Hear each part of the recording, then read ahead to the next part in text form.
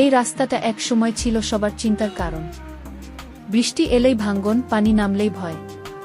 কখন যে রাস্তা সরে যায় কেউ জানত না। কারণটা ছিল একটাই, রাস্তাটার পাশে কোনো সুরক্ষা ছিল না।